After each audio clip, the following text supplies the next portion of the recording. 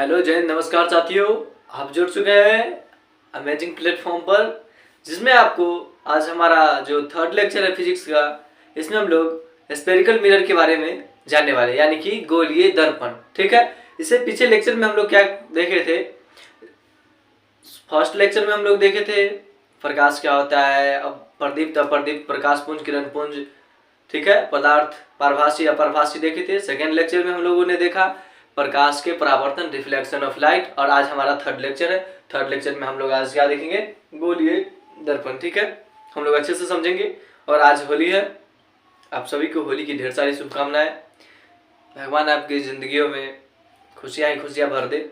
ठीक है, होली के इस पावन अवसर पर आप लोग ज़्यादा विशेष कोशिश कीजिए, जो समाज में रहने वाले व्यक्ति हैं उनको अगर रंग से प्रॉब्लम है तो उनके साथ मस्ती ना करें, और बड़े बुजुर्ग से आज के दिन आशीर्वाद लेना चाहिए, हमको भी और आप सभी को भी। ठीक है, आइए इस क्लास को स्टार्ट करते हैं मौज मस्ती के साथ। बस कुछ देर की बात है, बस देख लीजिए क्लास को। ठीक है, देखिए क्या है गोलीय दर्पण। गोलीय दर्पण उस दर्पण को हम लोग कहते हैं जिसकी परावर्तक सतह किसी खोखले गोले का एक भाग हो। ठीक है, तो इसको अंग्रेजी में हम लोग स्फेरिकल मिरर कहते हैं। गोलीय दर्पण, गोलीय से मतलब समझ लीजिए गोला, फुटबॉल वाला गोला समझ लीजिए। ठीक है, तो गोलीय दर्पण है, तो गोलीय दर्पण का मतलब समझ लीजिए गोला, जो आपको यहाँ पर दिख रहा है। ठीक है, क्या बोला है? उस दर्पण को कहते हैं जिसकी परावर्तक सतह, एक शब्द आया यहाँ पर परावर्तक सतह। पिछले क्लास में आप लोग को पता चला था जो परावर्तन जो होता है किसी चिकनी या चमकीली सतह से होता है। ठीक है, तो उसी ढंग से इस गोले को ना पॉलिश कर दिया जाता है। अगर इसको हम बाहर से पॉलिश करते हैं ना, तो ये अवतल दर्पण बन जाता है, और अंदर से पॉलिश करते हैं तो ये उत्तल दर्पण बन जाता है। और इसको ही हम लोग क्या बोलते हैं? रंजित करना या रंगना, समझ गए? तो उसको चमकीला हो जाता है, जिससे क्या होता है जब इसके ऊपर प्रकाश पड़ेगा तो इसका परावर्तन बहुत ही आसानी से हो जाता है। इसलिए हम लोग क्या शब्द यूज करते हैं? परावर्तक सतह, किसी खोखले गोले का एक भाग हो। ठीक है, तो गोलीय दर्पण यानी कि स्फेरिकल मिरर आप लोग को समझ में आएगा। गोलीय दर्पण उस दर्पण को कहते हैं जिसकी परावर्तक सतह, जहां से प्रकाश आसानी से वापस लौट जाता है। ठीक है, परावर्तक सतह किसी खोखले गोले का क्या हो? एक भाग। ठीक है, देखिए यहाँ पर एक गोलीय दर्पण बनाया है। इसको अगर बाहर से रंजित करते हैं तो क्या बनता है? अपना अवतल दर्पण। और अंदर से रंजित किया गया है, मतलब रंगा गया है, इसको ही हम लोग कलई बोलते हैं। कलई, कलर करना। ठीक है, तो क्या बोलते हैं? ये हो जाता है अपना उत्तल दर्पण, ये हो जाता है अवतल दर्पण। इसके बीच में एक सेंटर होता है, इसको हम लोग क्या बोलते हैं? वक्रता केंद्र। ठीक है, क्या बोलते हैं? वक्रता केंद्र। इसी को प्रधान अक्ष या मुख्य अक्ष भी बोला जाता है। अगला है क्या? यहाँ से यानी केंद्र से परिमाप या परिमिति की दूरी को हम लोग क्या बोलते हैं? त्रिज्या।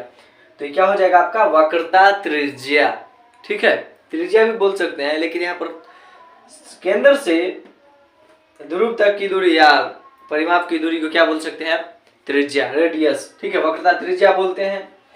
और ये आपका परावर्तक सतह हो गया, जहां से कि लौट के चला जाता है। जो रंगा हुआ भाग है उसको ही परावर्तक सतह बोलते हैं।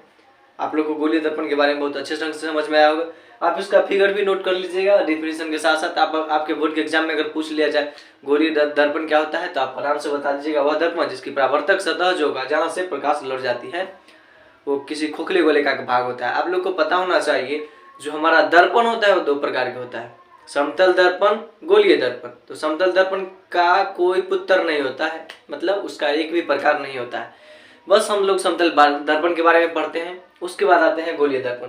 तो समतल दर्पण तो पढ़ चुके हैं ऑलरेडी बैक क्लास में, सेकेंड लेक्चर में आप लोग को पढ़ने को मिला था। और आज हम लोग क्या पढ़ रहे हैं? गोलीय दर्पण। गोलीय दर्पण के दो पुत्र यानी दो प्रकार होते हैं।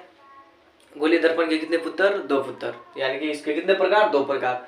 एक होता है आपका अवतल दर्पण, एक होता है उत्तल दर्पण। कॉनकेव मिरर, एक है कॉन्वेक्स मिरर। समझ गए? तो अब हम समझते हैं क्या? अगर देखिए इसको अगर बीच से काट के अलग कर दिया जाए और बाहरी वाले भाग को रंजित करते हैं तो क्या बन जाता है? अवतल दर्पण। आंतरिक वाला को रंजित करते हैं तो उत्तल दर्पण। ठीक है, तो समझते हैं अवतल दर्पण क्या होता है। देखिए गोलीय दर्पण को इसको काट करके दो प्रकार के दर्पण बनाए जाते हैं, ठीक है। अब देखिए अवतल दर्पण, कनकेव मिरर, वह दर्पण जिसकी परावर्तक सतह, परावर्तक जहां से प्रकाश आसानी से क्या होता है लौट करके चला जाता है, परावर्तक सतह नीचे की ओर धंसी रहती है।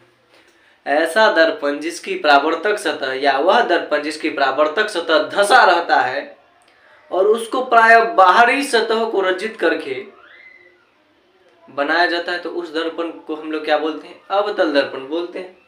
तो नीचे की ओर धंसा रहे तथा उसके बाहरी सतह को रंजित करके बनाया जाता है, तो उसको क्या बोलते हैं, अवतल दर्पण कहते हैं।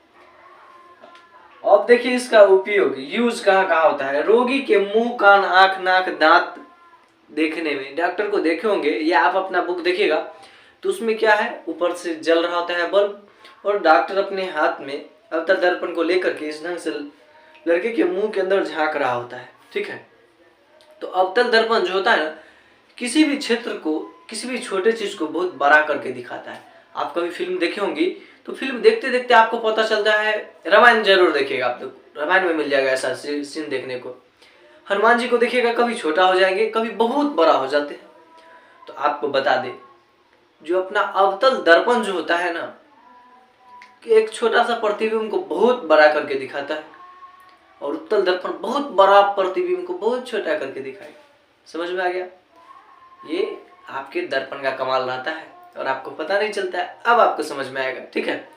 अब देखिए जब दर्पण का यूज हो रहा होता है तब आप कभी कभी, ऐसा तो हम देखे नहीं है लेकिन समझिए, बड़े बड़े अगर आप सैलून में जाएंगे ना, जहाँ पर हम लोग हेयर कट कराते हैं, मतलब बाल कटाते हैं, वहां पर देखिएगा तो हजामती दर्पण के रूप में अवतल दर्पण का उपयोग किया जाता है। क्यों?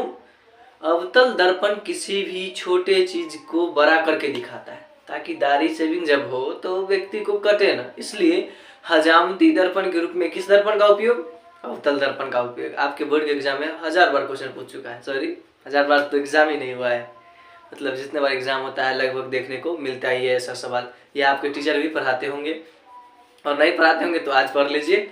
जो हजामती दर्पण होता है उसके रूप में किस दर्पण का उपयोग होता है, तो अवतल दर्पण का उपयोग होता है, ठीक है। तो अवतल दर्पण उस दर्पण को कहते हैं जिसकी परावर्तक सतह धंसा रहता है, उसको अवतल दर्पण कहते हैं। उसको प्रायः बाहर से रंजित करके बनाया जाता है। अगला क्या है अपना, उत्तल दर्पण। वैसा दर्पण जिसकी परावर्तक सतह ऊपर की ओर उठी हो तथा उसे प्रायः आंतरिक सतह को रंजित करके बनाया जाता है, ठीक है।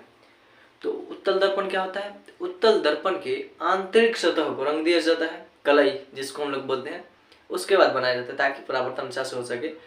और उत्तल दर्पण ऊपर की ओर उठा रहता है, उसको उत्तल दर्पण कहते हैं, ठीक है। पूछेगा अवतल दर्पण और उत्तल दर्पण डिफरेंट लिखने के लिए, तो आप लोग आसानी से बता दीजिएगा। अवतल दर्पण जिसकी परावर्तक सतह धंसी हो तो उत्तल अवतल दर्पण, और जिसकी उठल रहे उत्तल दर्पण। ऊ से उत्तल, ऊ से उठल, याद रखिएगा, ऊ से उत्तल, ऊ से उठल। अवतल के याद नहीं करना, जब एक उठल रहेगा तो अगला के धंसले रहेगा, पता हो गया ना। तो यही अजूबा कंसेप्ट इसको ही बोलते हैं हम लोग, ठीक है। तो आप लोग को समझ में आया होगा जो अवतल क्या होता है और उत्तल क्या होता है। उठी रहे तो उत्तल, धंसी रहे तो अवतल, ठीक है। और जो धंसी रहता है उसको बाहर से कलर किया जाता है, और जो उठी रहता है उसको अंदर से कलर किया जाता है, ठीक है। और उसके बाद हमारा क्या बनता है, उत्तल दर्पण। इसका जो उपयोग होता है गाड़ी के साइड मिरर के रूप में। गाड़ी के साइड मिरर समझते हैं ना, हम लोग जब बाइक चलाते हैं या 4 चक्का चलाते हैं तो उसके बगल में देखते हैं ना आईना लगा रहता है, वो उसको ही हम लोग क्या बोलते हैं, साइड मिरर। मिरर मतलब आईना, साइड मतलब किनारे का, किनारे का आईना के रूप में किस दर्पण का उपयोग होता है, तो उत्तल दर्पण का उपयोग होता है। क्यों होता है, तो आप देखे होंगे जो उत्तल दर्पण आपको पहले ही बता दिए, कोई बड़े क्षेत्र को छोटा करके दिखाता है। अब देखिएगा तो पीछे का वस्तु आपको उत्तल दर्पण में दिखाई देगा, पीछे से गाड़ी आ रहा है, पीछे मकान है, या पीछे कोई खड़ा है, पीछे कोई बैठा है, उसमें फिगर में दिखाई देगा। बहुत बड़े क्षेत्र को छोटा करके दिखाता है ताकि आपको दिखता है। और जब छोटा करके दिखाएगा आपको तो क्या होगा, एक्सीडेंट होने का खतरा नहीं होता है। इसलिए इसको एग्जाम में पूछा है क्या, जो आप उत्तल दर्पण का उपयोग पश्च दृष्टि के रूप में क्यों किया जाता है, ताकि एक्सीडेंट ना हो। यह बड़े क्षेत्र को छोटा करके दिखाता है, जिससे व्यक्ति को पता चल जाता है कि पीछे से कोई व्यक्ति आ रहा है या कुछ कर रहा है, अपना पता चल जाता है और व्यक्ति एक्सीडेंट होने से बच जाता है। ठीक है, ये थी अवतल दर्पण, उत्तल दर्पण, गोलीय दर्पण की कहानी। आपसे बोर्ड के एग्जाम में पूछेगा अवतल दर्पण कितने प्रकार के, 0 प्रकार के पूछेगा। दर्पण कितने प्रकार के होते हैं, 2 प्रकार के। कौन कौन, समतल दर्पण, गोलीय दर्पण। पूछेगा गोलीय दर्पण कितने प्रकार के, 2 प्रकार के, अवतल दर्पण, उत्तल दर्पण। ठीक है, अब देखिए समझते हैं इसमें। देखिए इसको हम बाहर से रचित कर दिए, तो अपना अवतल दर्पण हो गया। ये आपका पी से पोल, पोल मतलब होता है ध्रुव, एफ से फोकस, सी से सेंटर, सेंटर मतलब केंद्र होता है। ये आपको अंदर से रंग दिए, ये हो गया अपना उत्तल दर्पण, ये हो गया ध्रुव, पी से पोल, पोल से ध्रुव, फोकस, सेंटर। ये था फिगर। अब इसमें किस जगह पर अगर वस्तु को रखे तो उसका प्रतिबिंब कहाँ बनेगा। जैसे कि फोकस पर, अगर अवतल दर्पण में अगर फोकस पर वस्तु को रखते हैं तो उसका जो प्रतिबिंब बनता है अनंत पर बनता है, बहुत बड़ा बनता है। ठीक है, ऐसा क्यों बनता है नेक्स्ट क्लास में हम लोग देखते हैं। तब तक के लिए बस इतना ही, और आप लोग नोट्स बनाते चलिएगा और अच्छे ढंग से पढ़ाई कीजिएगा। जय हिंद।